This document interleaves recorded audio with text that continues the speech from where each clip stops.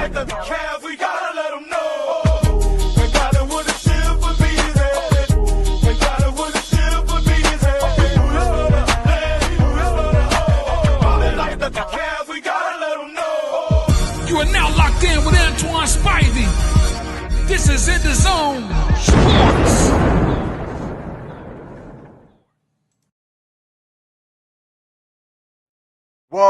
Welcome. Happy Friday. Happy Halloween Friday.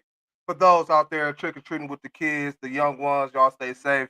Welcome to this episode of the EnDaZone Sports. I'm your host, Spivey. Happy Friday again. Appreciate everybody that's tuning in on the Diva Spivey Media Network. Also, those that's tuning in on YouTube as well. Don't forget to hit that subscribe button on the YouTube channel for more content like you're about to receive tonight. Hope everybody doing well. Hope everybody had a good work week.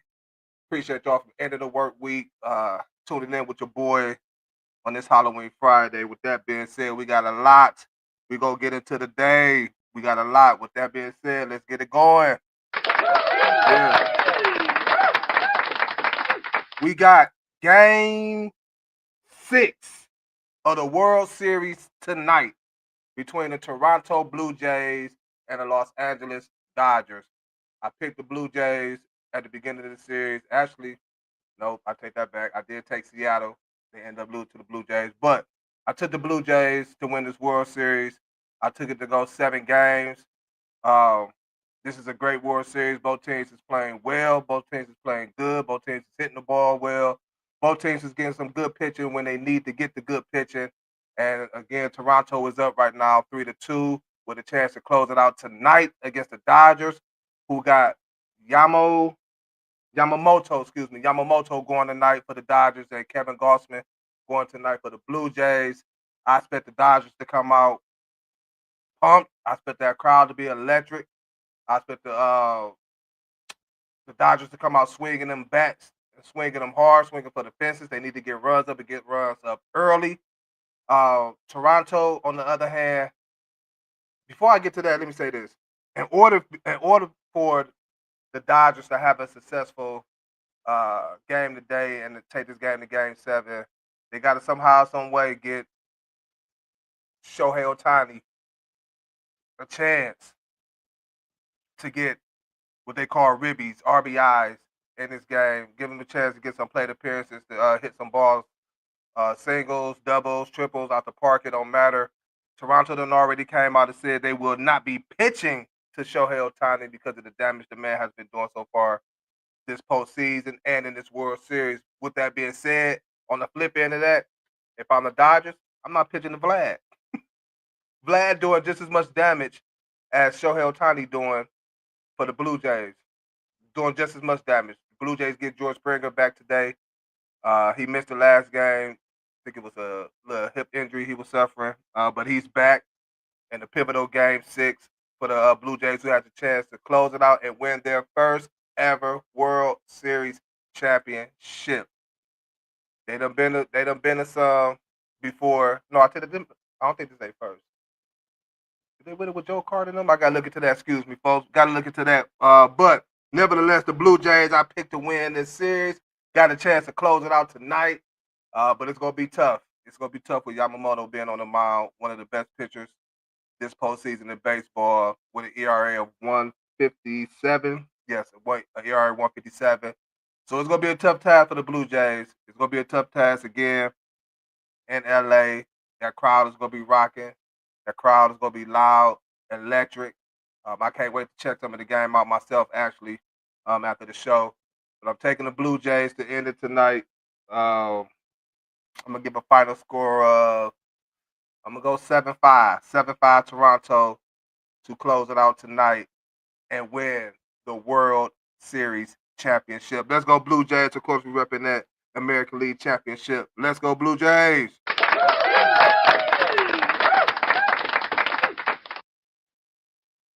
Let's move on to a little bit of NBA talk. We got the NBA World Cup games that start today. We got the Cavs and playing in one against the Toronto Raptors. No Donovan Mitchell tonight. No Jared Allen tonight. So it's all on Evan Mobley, DeAndre Hunter, Lonzo Ball. Gonna get a lot of action. Tyson. I expect to get a lot of action, and hopefully he can contribute for us getting a W tonight. Speaking of the Cavs,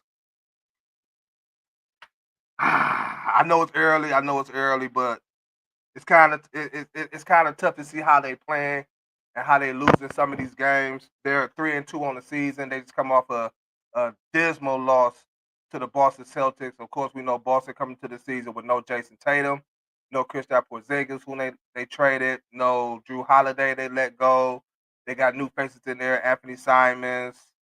They still got Jaylen Brown, still got Derek White, but a lot of the main cast they had last year is gone, and they got a lot of new faces in there.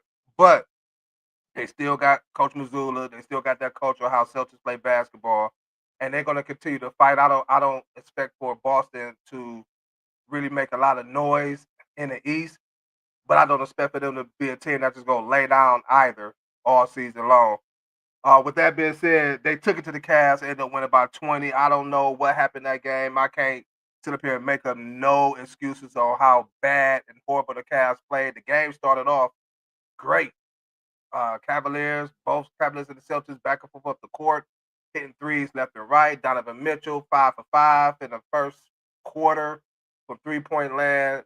Turned out that would be it for him. Didn't score again in the second half. Ended it with 15 points. Only took one shot in the second half. I'm not going to give my thoughts and theories on that right now. That's going to be at a later date. But all else fails, the Cavaliers did take the L to the Boston Celtics. Mobley ended with 19 and 11. DeAndre Hunter contributed with 18 points.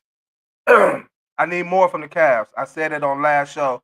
I need more from them offensively, and I damn sure need more from them on the defensive side of the basketball.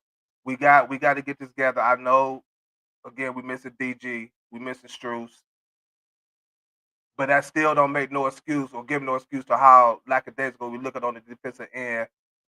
Giving up offensive rebounds the way we did against Boston, just giving up rebounds. Period. Jared Allen, where you at, big boy? This is. I'm really looking at you hard. Pause this year, Jared Allen. It's been a lot of talk about you, how you performed in the playoffs, how you ended seasons, um, and we got big expectations. And a lot of expectations can't happen unless you're doing what you need to do on the defensive side, what we are accustomed to seeing from a Jared Allen on the defensive side of the basketball. And then give us our little, you know, scrap them dirty points here and there on the offensive end, alley oops, offensive rebounds, yada yada.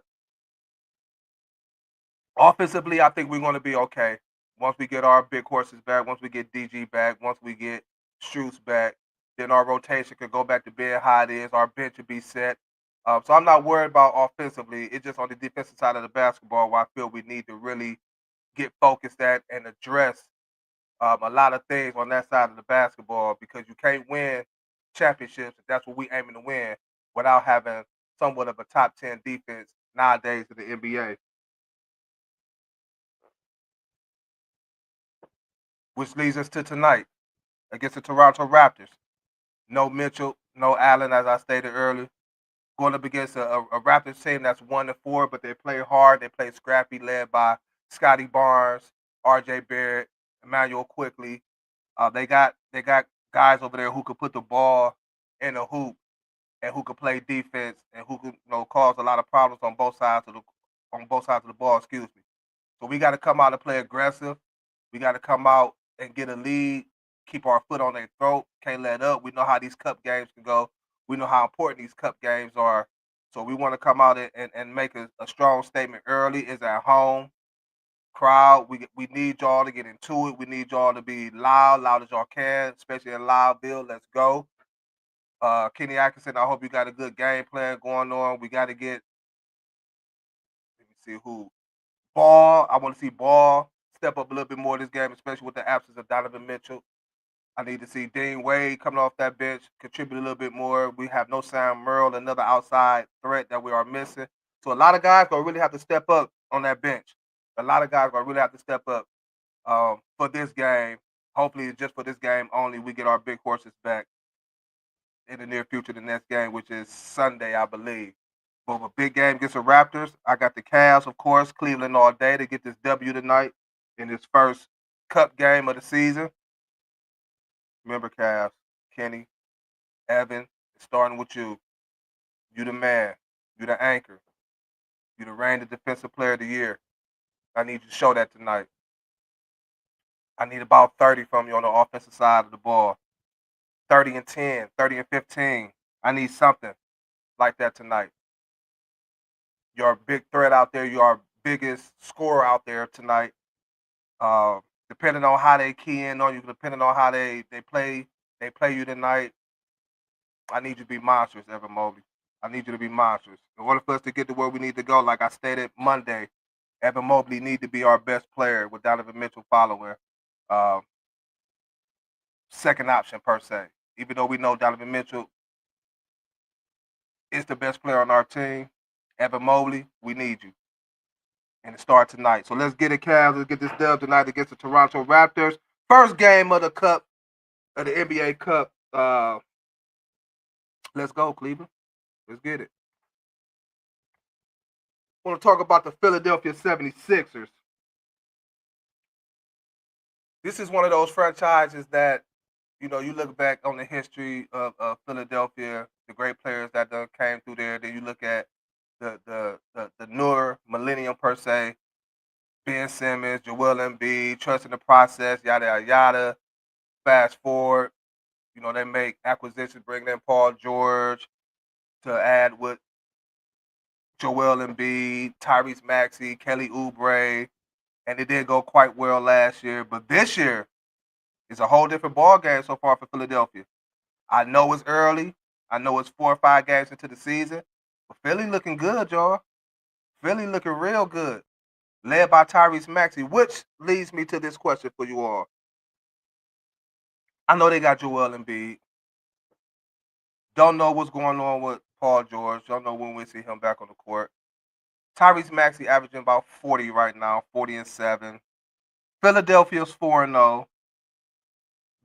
Actually they got a good game. They got a game tonight against the Chicago Bulls, which should be a good game, and another cup game.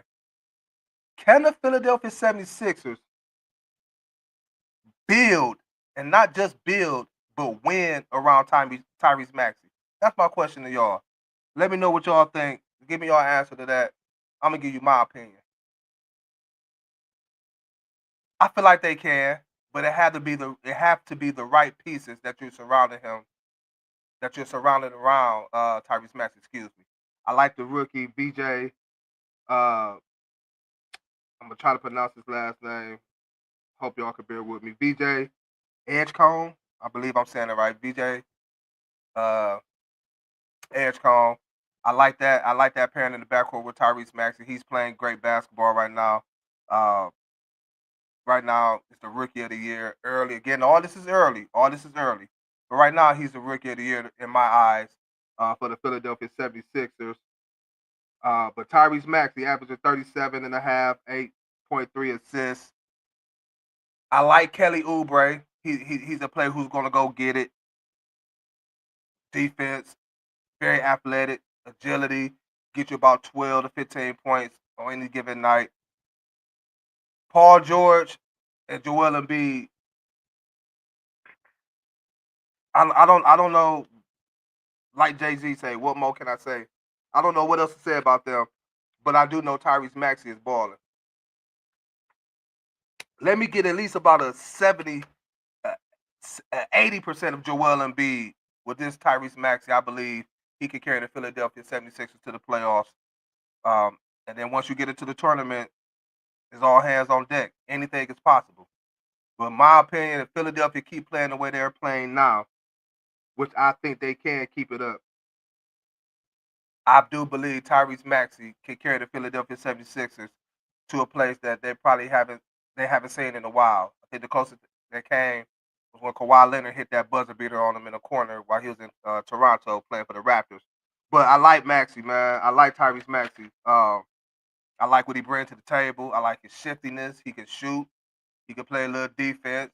And not even just that, but he get his teammates involved in the game. It's just not he's not up there doing it himself, forcing anything. He's getting his players and his teammates involved. So I feel like Daryl Morey over in Philadelphia We know how he like to pull deals. We know how he like to pull a lot of shocking acquisitions or whatever it is may be.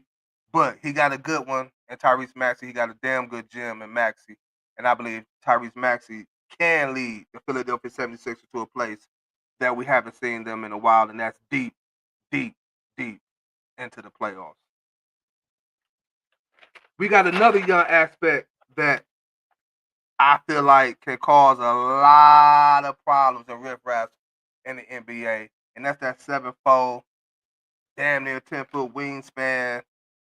Well, 10-foot if you add the wingspan, might be a little bit off, but Victor Wembanyama. That's another thing, another player right now who got his team looking well. The Spurs are off to their first 5-0 start in franchise history, and that's crazy to say, considering the fact you look at some of the teams that have had in recent history, before my time, during my time with Tim Duncan, Tony Parker, Manu Ginobili, led by the great Greg Popovich. Shout out to that whole Spurs organization, one of the best organizations in basketball. And they do it again by drafting the Victor Wembanyama, adding De'Aaron Fox to that squad. Wait till he come back. That's going to make them even more prolific and even more potent than what they already are. And then you add also the other young pieces around them: Vassell, Castle, Jeremy Shohan. They got players around. They got players around Victor Wembanyama to where San Antonio, led by Victor Wembanyama and the veteran presence of a Harrison Barnes, of course, I believe can really make some noise and be a threat to the Oklahoma City Thunder in that Western Conference. Um, Victor right now is playing out of his mind. Again, like I said, 7'4", 235 pounds, averaging 31 points, 13, 14 rebounds with 5 blocks a game. 31, 14, and 5, and not 5 assists, but 5 blocks per game. The man is dribbling like he's a guard. He got the feet work of a guard. He's pulling up from 3. He's banging on the inside. He's taking advantage of whomever is guarding him. Although you is 7'4", you should be taking advantage of anybody that's guarding you. And the man's skill set is just phenomenal. Phenomenal. I believe in a couple of years, this will be Victor Wembanyama's league. And that's saying a lot considering the fact you still got a young Luka, a young SGA. You have players in the league, very, very, very damn good players in the league. But the way Victor Wembanyama is playing and the way he got the Spurs playing and where the Spurs is at right now, sooner or later, in a couple of years, it will be his league. And the San Antonio Spurs will be one of those teams again that we were accustomed to seeing back in their championship winning days. Again, with Tony Parker, Tim Duncan, Ori, Manu, Popovich. I believe the Spurs can be that team that give the OKC Thunder a run for their money, and eventually, I don't want to. I know this kind of too early to say this. He has a championship or 2, maybe 3 in his future, and that's just my opinion about Victor Wembanyama. As long as that Spurs team keep adding around him and not subtracting, I believe they're gonna be a formidable force to be reckoned with in the NBA and in that Western Conference uh, against SGA and them boys. Although speaking of the Thunder, they are missing Williams, but they're still 5-0 as well. They're still playing prolific basketball as well. But I like Victor. Yeah, I like Victor. And I had Giannis winning MVP, but Victor keep playing the way he playing. I just might have to change that. But I'm gonna stick to my pick. I'm gonna stick to Giannis uh, winning the MVP of the NBA this year. He's playing great basketball as well. But that boy Victor, yes sir, Victor Wembanyama.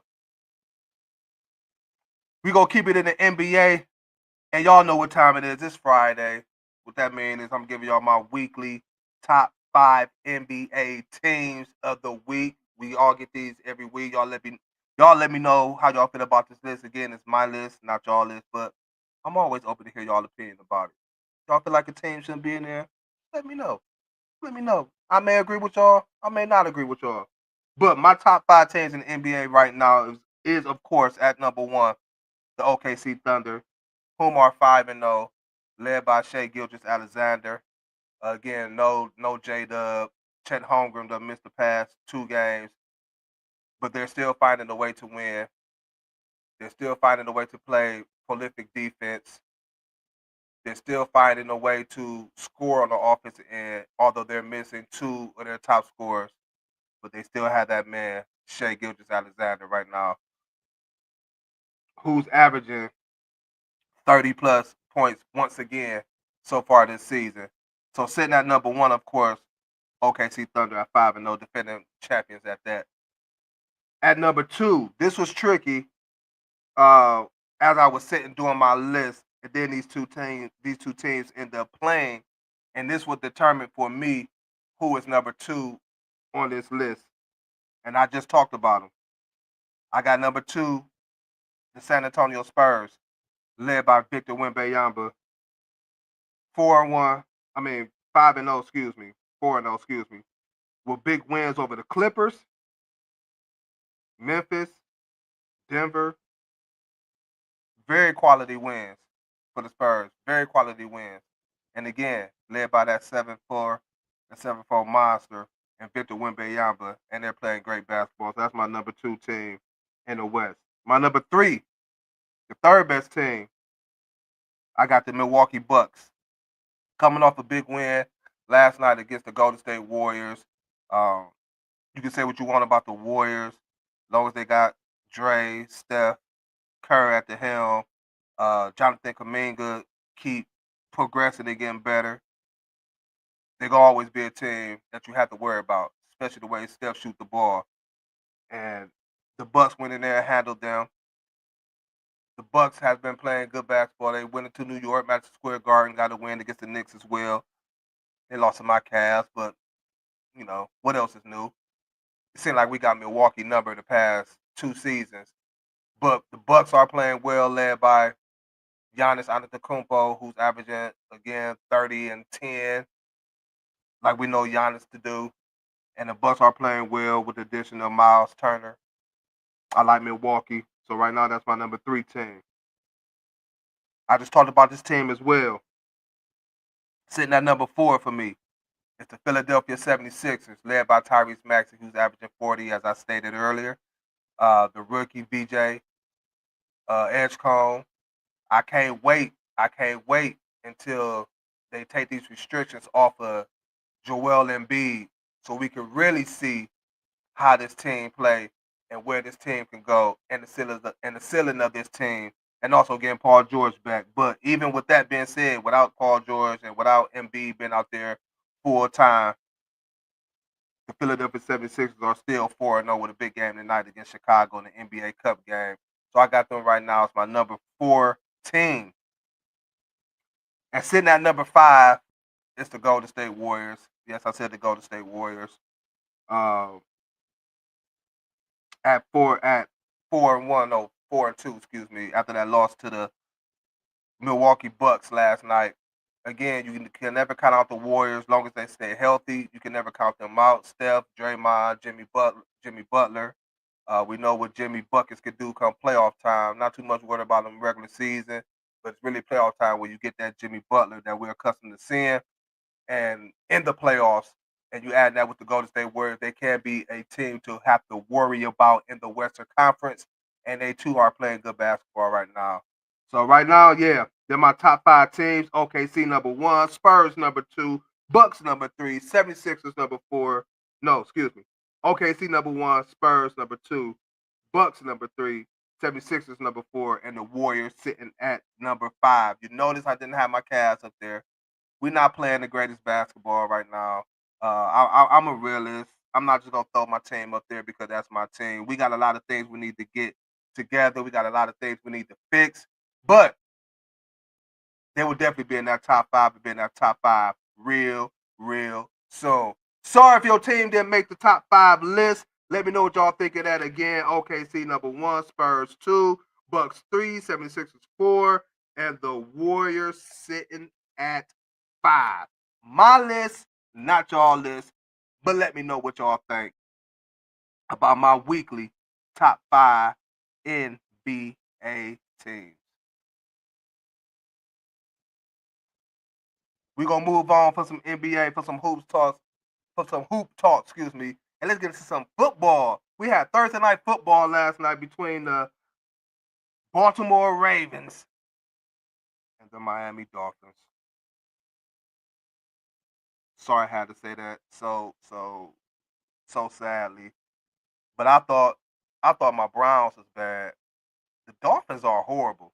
I'm gonna get on them in a minute, but let's talk about these Ravens. It was all about Lamar Jackson coming back after missing a month of football due to a hamstring injury.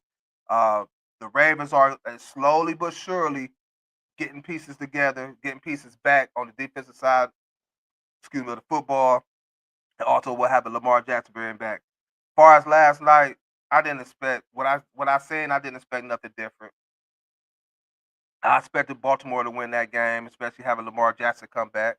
I expected Baltimore to run the football well, which they did in that fourth quarter when they needed to, led by Derrick Henry, who had over 100 yards rushing for the second consecutive week. Shout out to Derrick Henry. There was a lot of talks about him. Even me, myself, about, is Derrick sliding? Is it Derrick sliding, or was it just the fact that Lamar wasn't there? But for 2 straight weeks, Derrick Henry ran the football exceptionally well. We had a Mark Andrews sighting again last night, 12th time in his career where he had multiple touchdowns in a game. He had to. Matter of fact, all the Lamar Jackson touchdowns went to the tight end, which kind of pissed me off because now I'm thinking about my fantasy team, and it was 4 times they was down there in the goal situations, and not once did Derrick Henry have an opportunity to get a tutty for my squad. But I guess Baltimore looked at the bigger picture, and as long as they scored, and they got the dub down in Miami against the Dolphins. Now it was in that game a controversial call that a lot of people have been talking about today, and even last night, as far as the invisible leg kick trip that took away a big play from Tua to Jaden Waddle. Um, all seriousness, I was joking with a couple of my buddies last night, watching the game. You talk back and forth about the fantasy, but they had Waddle, so they need them yards, and we got to do better, refs. We got to do better, and that's just refs around the sports world. Period. Whether it's basketball, football, baseball, whatever it is, we y'all got to do better with these calls. Y'all got to then y'all come out uh after the game with 2 minute reports or after game report like, yeah, we missed this call. When y'all seeing it blatantly right in y'all face, they gotta do something about this. They gotta, cause that was a big play. It be little plays like that could turn the whole game around. Not saying I think Miami would have won that game if they never called that play, or the outcome would have been significantly different than what it was. But certain plays at certain times can cause a game to shift. And that could have been one of the plays last night that made that game shift. Now, on the Miami side of the football, that still don't nullify the fact that Miami looks horrible. Tua look horrible. The best thing they have going for them right now is Devon Achane. He's out there receiving. He's out there rushing. Unfortunately, they lost Tyreek Hill. Jaden Waddle doing what he can do. I like Waddle, no disrespect to him. But right now, it's David Chan. If they don't have him, the Dolphins' offense really, really, really, really looks suspect. I don't know where they go from here. I do know they part ways with their general manager today. Mike McDaniels will stay on as head coach for the remainder of this season. Um, could be the last season. I think it's going to be the last season. But what can you do, Miami? You signed Tua to that big deal, so you stuck with him. I don't think no team is going to be willing to trade for Tua, or you could just get rid of him. So you stuck with him. So now where do you go? Where do you go from here? Where do you go? Do it start with Mike McDaniel? Is he that predictable now that he can't adjust to where teams how excuse me, he can't adjust to how the teams are adjusting to him? off on the offensive schematic side. They taking the top off. Now you don't have no Tyreek Hill out there. It's a lot of mid routes, mid passes, and teams are starting to really key in on that. Defense, you could, or should I say, what defense?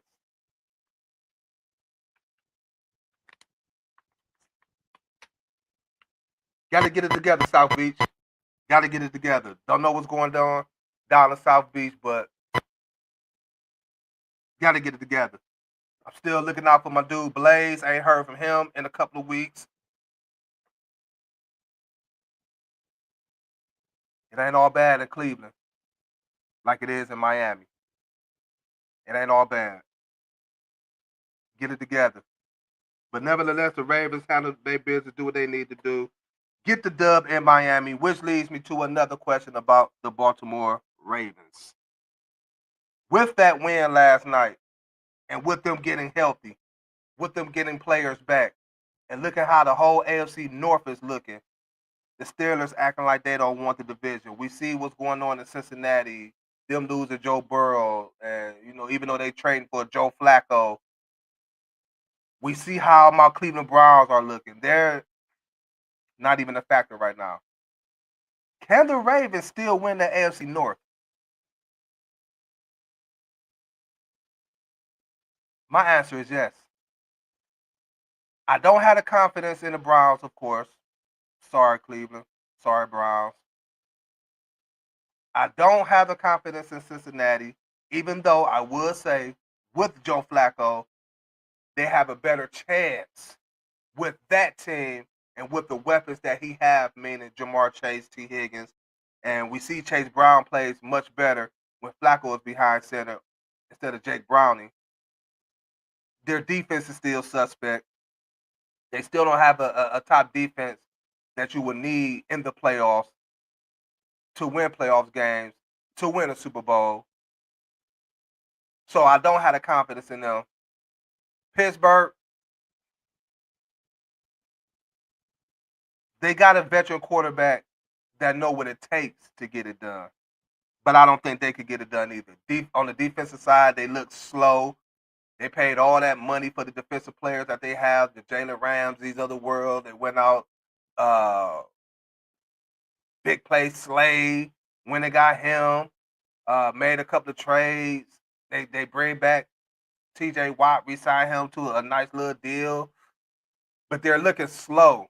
This is the first time I can actually say, since I've been watching football, that this Steeler defense don't look like a Steeler defense. Don't look like the Steeler defense of the Porters of the world, the Palomalus of the world, the Ryan Clarks of the world. Teams are running the ball on the Steelers, pass the ball. Hell, we just seen what Cincinnati did to them a couple of weeks ago. We seen what the Jets did to them in week 1. And now look how the Jets are looking. They was talking about benching Justin Fields. So I don't have no confidence in the Steelers.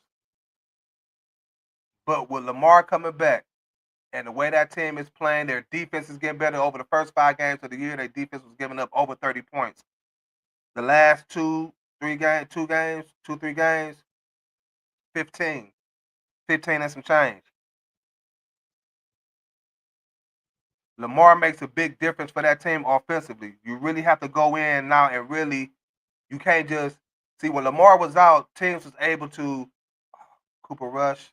All right. Scoot Huntley came in there. It was better than Rush because he knows the offense, he knows the terminology, he knows the system, and he's mobile with his legs. He's not Lamar, but he's mobile with his legs. So team has to respect that. But Lamar's a whole different animal, a whole different beast, and he showed that last night. Going 17 to 22, 184 yards, 4 touchdowns, again, all 4 touchdowns to the tight end. And with that being said, again, the way the defense is playing better, the offense is going to get better. I believe Derrick Henry, not going to be the King Henry, but he's going to get things together. He's going to figure it out, and it take games like last night to start that figuring out. So I think they're going to be better. And again, no confidence in the Browns, no confidence in the Steelers, no confidence in the Bengals. So yes, I do believe the Baltimore Ravens can, and dare I say, will win the AFC North. We gonna keep it in the NFL. We got a lot of games. You know, I'm gonna get my NFL Week 9 pick'em games, but there's one particular game that I'm really looking forward to seeing, which could be the biggest game of the weekend, which is the Kansas City Chiefs versus the Buffalo Bills. Now, I was asked this question: well, who do this game mean more for? Do Josh Allen need to do this? Do Josh Allen need to do that? Do Patrick? Listen, man. I'm gonna just say this: as far as on it's going to be a great game. Them two teams always have good games, whether it's in the regular season or whether it's in the playoffs. There's always some good games against Kansas City and Buffalo. Games coming down to the wire. But I'm gonna say this: does it really matter who this game means? Much? I mean, it's not going to make a difference. Josh Allen owns the Kansas City Chiefs in the regular season. I believe he's undefeated against the Chiefs in the regular season. Chiefs don't care about that. They care about one thing, which is the playoffs. Josh Allen, I need to see you beat them where it matters. And I know you got to win games to get to the playoffs. I know uh, each game matter in whichever way, shape, or form for that team. But regular season, I seen you beat Patrick Mahomes. I seen you do it in the regular season. I seen you do it on more than one occasion, more than two occasions, more than three occasions. I've seen it, but I haven't seen you do it in the playoffs, and that's what I want to see. This is not a statement game. I mean, Buffalo could lose this game and drop to 5-3. Do I think it's gonna do anything to them psychologically? No. Again, they did in the regular season. Now, if the psychological part gonna come in, it's like, okay,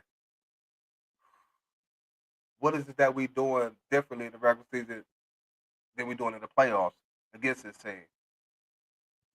Quarterback wise, it's not like we have a slouch back here. We have Josh Allen. Yeah, they got Pat. We got Josh. So again, for me, it's going to be a great game to watch.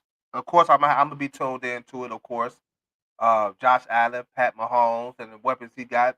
He got Rasheed Rice back, Xavier Worthy, Travis Kelsey playing good football. They won't have Isaiah Pacheco, so that means more action for Kareem Hunt.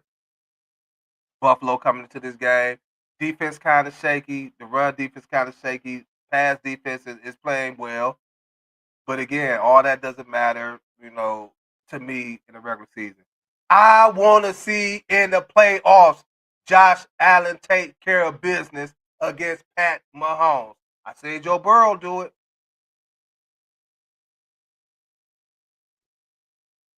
And did it in the AFC Championship game to get Cincinnati to the Super Bowl, even though they lost to the Rams. But I seen Joe Burrow do it. But there's two guys in the AFC I haven't seen do it yet when it matters most, and that's Lamar and that's Josh. So regular seasons don't mean nothing to me when it comes down to the if it's the Ravens and the Chiefs playing, or if it's the Chiefs and the Bills playing. It's all about the playoffs. It's all about the playoffs and what you do in the playoffs. That's where we're going to. That's where I'm, and not just me, but a lot of people are going to be looking at Josh Allen. But for this game, no doubt about it, it's going to be a great game. It's going to be a possibly a high scoring game, but it's not in the playoffs. Regular season. I need playoff action. So yeah, that's my game of the week intake, my game of the week thoughts, my game of the week feelings between the Kansas City Chiefs and the Buffalo Bills. By the way, with all that being said, I'm gonna take the Bills with an upset. Greatest Kansas City playing right now.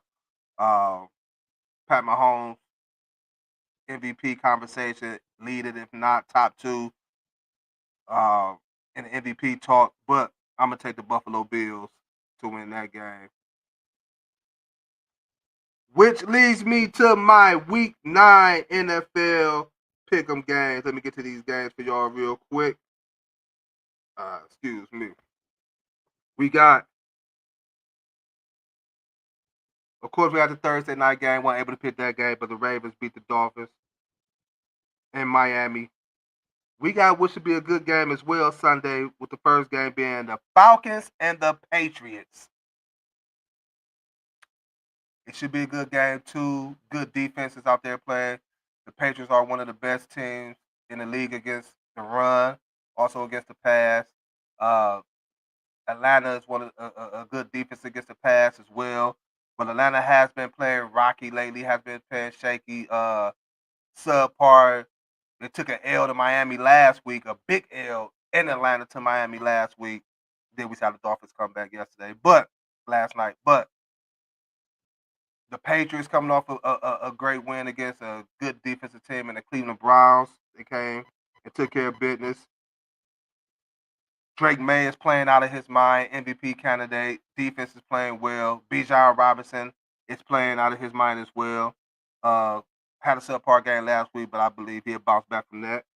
But I'm going to take the New England Patriots to win this game in New England and move on to 7-2 and drop the Falcons down to 3-5. My second game, we got the Chargers and the Titans. I'm going the Chargers. There's not really a lot to be said about this. They're getting healthy on that offensive line. They got Joe Alt back, and what a difference that makes for Justin Herbert in that passing game. I want to see them get Johnston get back going. He started off the season hot. Didn't have a target last game. Didn't have a catch last game. I don't expect for that to happen again. This is a great matchup for the Chargers offense, especially on the passing side. So I expect to see Quentin Johnston be more involved in this game. I expect for Justin Herbert to have another big game as well, but down and run the ball, great. And I'm gonna take the Chargers to move on to win this game and move to 6-3 and drop the Titans down to 1-8. The Bears and the Bengals. Just talked about the Cincinnati Bengals a little bit. Joe Flacco is questionable for this game.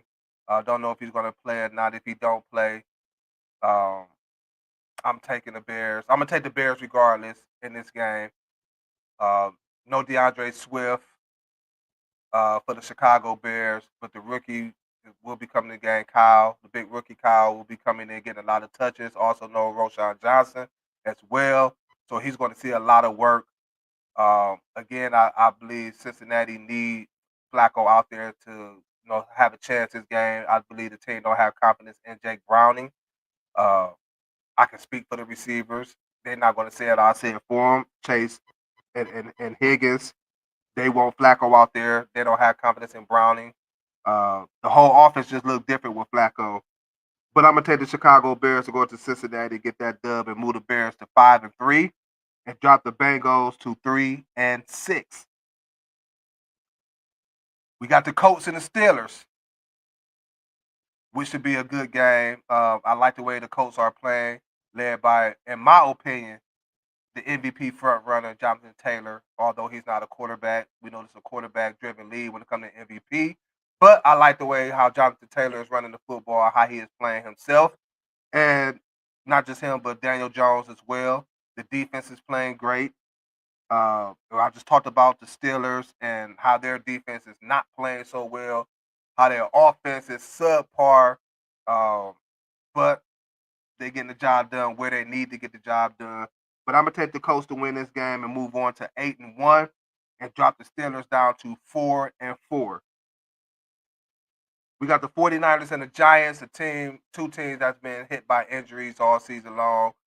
Started with the Giants, losing Malik Neighbors early on, then losing Cam Scatterbo last week. We all know about the 49ers, the plethora of injuries they have on the defensive side of the football. It just been announced today that Brock Purdy will miss his fourth consecutive game with a shoulder and toe injury. Ricky Pearsall still nursing a knee injury, so he will not be out there. The Giants are now led by Jackson Dart, whom they're not playing bad football at all. 49ers 5-3, Giants 2-6. This is a tough one for me. The 49ers pass defense is not looking well. Jackson Dart is throwing the ball well. Wendell Robinson and Darius Slayton Jr. and Theo Johnson. I'm going to take the upset with this. I'm going to take the Giants to beat the 49ers and drop the 49ers to 5-4. The Giants move to 3-6. I got the Giants on the upset. That might be my upset of the week. I'm gonna get back with y'all in there in a minute. The next game, Broncos and the Texans, would I think should be a great defensive matchup. Two good defensive teams, a better offense in the Broncos, but by far two great defensive teams. The Broncos will not have Patrick Surtain out there, who is reportedly to miss a couple of weeks.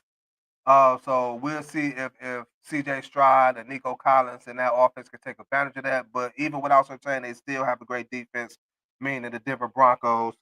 It's in Houston. I like the way the Broncos been playing lately.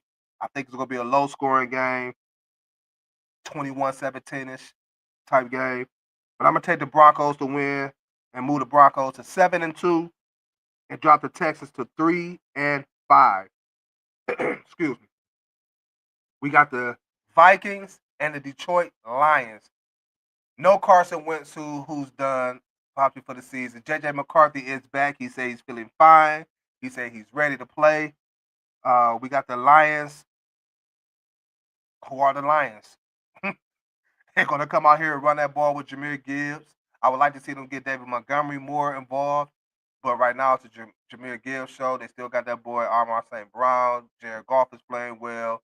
The whole team is playing well. Defensively, they're playing well. And they could be in the hunt for a player come trade deadline, too. I'm going to get on that in a hot second.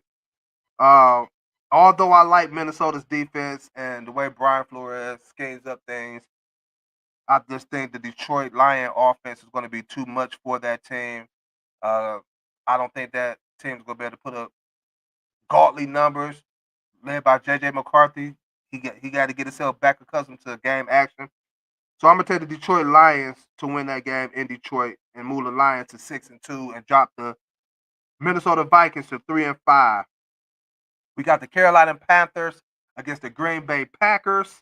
The Packers come to this game 5-1-1. Carolina 4-4. Bryce Young will be out there this weekend after not playing last week. Andy Dalton stepped in last week, but he's hurt this week. Bryce Young will be in there this week. Hopefully the Panthers figured out their running back situation, which I assume they did from what I'm hearing. They're going to go with Rico Dowell. Right now, who they feel is the better back for their offense.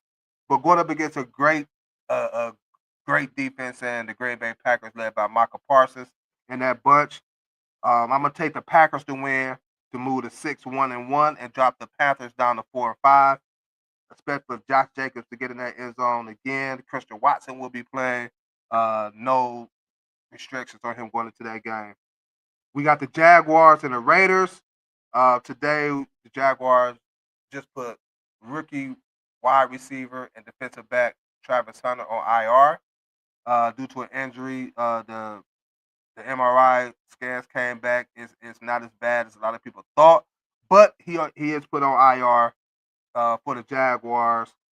The Raiders are getting Brock Bowers back, Jacoby Myers back, whom is another player that's been mentioned in a lot of trade talk.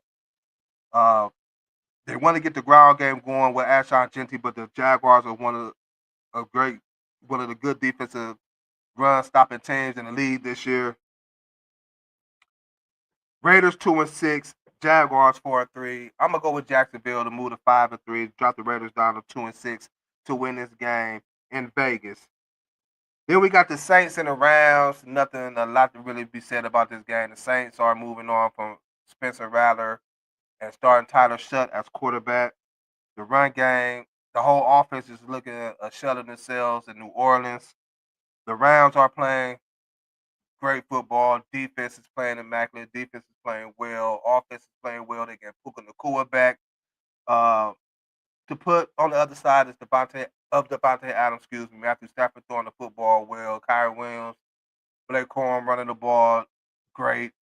I'm gonna take the Rams, but I won't be surprised if the Saints put up a fight. 'Cause one thing they do is they don't lay down. They don't lay down. They will come out and compete. They will give it their all. But unfortunately, I feel like this is going to be too much for them against the Rams, and I got the Rams winning this game to move to 5-3. 6-2, and dropping the Saints down to 1-8. I talked about my game of the week, which was the Chiefs and the Buffalo Bills. I'm taking the Buffalo Bills to win that game in Buffalo. Again, there's nothing spectacular to be said about this. I'm used to seeing Buffalo beat Kansas City in the regular season over the past couple of years. It's in the playoffs where I want to see it. Josh Allen, McDermott, Cook, Kincaid. It's in the playoffs where I want to see this. But I'm gonna take the Buffalo Bills to move to 6-2 and drop the Chiefs down to 5-4 in that tough AFC West for the Kansas City Chiefs.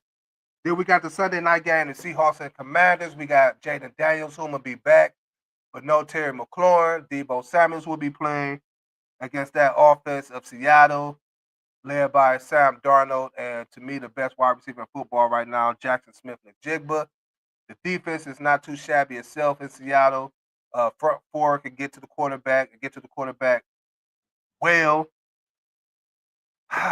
This is a tough one for me because I like the Commanders, and they are a different team when Jaden Daniels is out there playing. But I'm going to go with the Seattle Seahawks to win this game and move to 6-2 and drop the Commanders down to 3-6. And then the Monday night football game, which we're going to touch on more on Monday's show, between the Arizona Cardinals and the Dallas Cowboys. No Kyler Murray for that game. Jacoby Brissett will be starting again, which the offense of the Cardinals should be happy because to me it seemed like they moved the ball and scored more points with Jacoby Brissett in there at quarterback than Kyler Murray. And Kyler Murray is a tremendous quarterback, especially for Trey McBride. He really got to love the fact that Jacoby Myers is out there because he sees a lot of end zone targets, see a lot of catches, period, a lot of targets, period. And he scored touchdowns with Jacoby Brissett being out there. But I'm going to take the Dallas Cowboys. I feel like that offense is just too prolific. I do feel like they need to make a move on defense to complement their offense. But Dak is playing great football. Pickens, CeeDee Lamb moves back. The run game is doing good. So I'm going to take the Dallas Cowboys to win that game on Monday night. But we're going to touch on that more on Monday's show of In the Zone. That was my NFL Week 9 pick'em games. Let me know what y'all think. Let me know if y'all agree with them pick'em games. I think I did pretty good. So far, I got a good record on the season on my NFL pick'em games. And I think I'm going to do well again this week. To close out the show, we gonna keep it with the NFL, and the trade deadline is coming up fast. I believe the deadline is in 3 more days, and it's a lot of names that I'm gonna touch on some of them that could possibly be on the move, and what's a great destination for them. I'm gonna start with Jacoby Myers. Just touched on him. He came out beginning of the season and wanted a trade, demanded the trade. He's still with the team. The Raiders are asking a lot for Jacoby Myers, so we'll see if they are able to move him based off what they're asking for. But a couple of places I can see Jacoby Myers landing. The Steelers, who need wide receiver help, placed on the opposite side of DK Metcalf. The San Francisco 49ers, they could use some wide receiver help. And the Giants can use some wide receiver help. So them 3 teams that I'm looking at for Jacoby Myers, I could possibly see him being traded to if the Vegas Raiders move him. Another guy, a homer, Myles Garrett. Listen.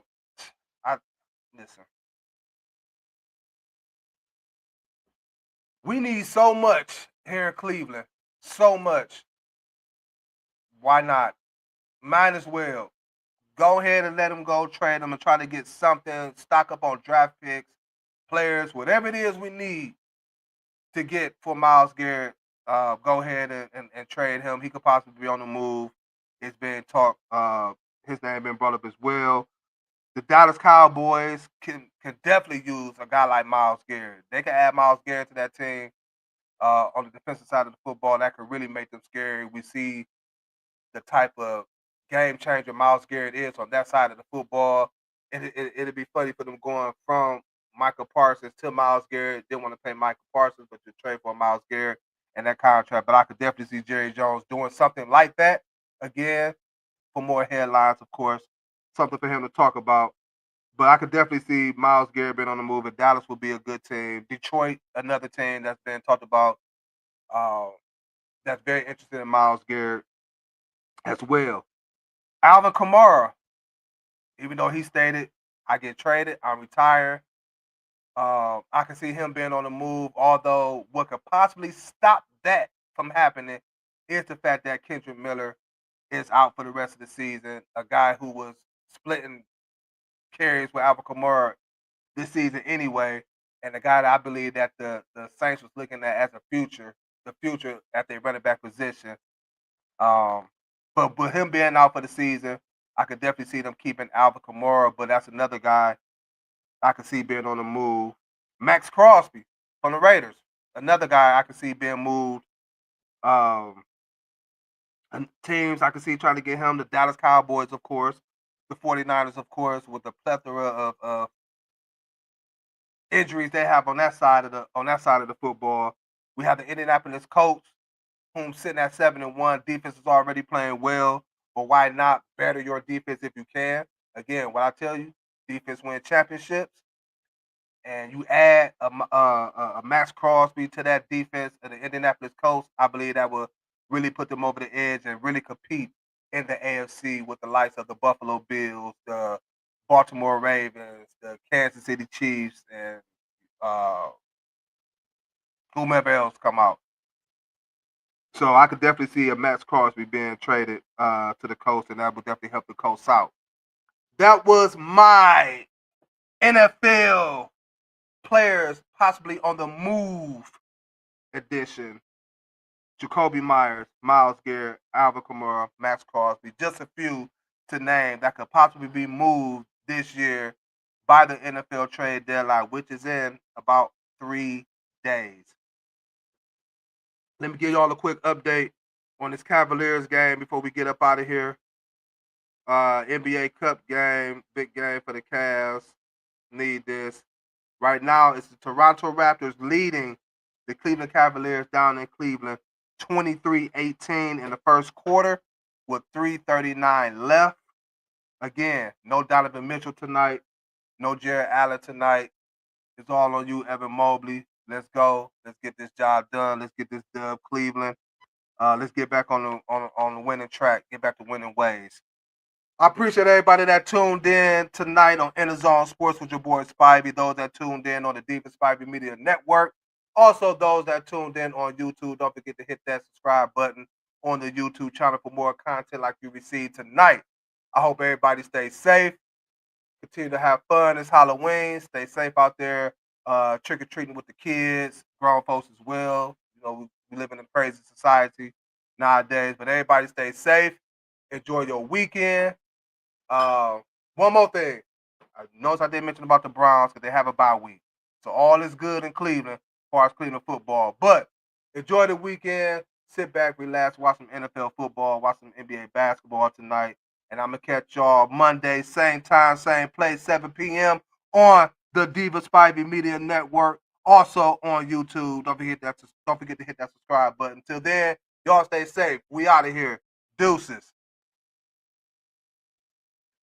Like the Cavs, we gotta let them know. We got it with a shield for bees head. We got it with a shield for bees head. Like the Cavs, we gotta let them know. You are now locked in with Antoine Spivey. This is EnDaZone Sports.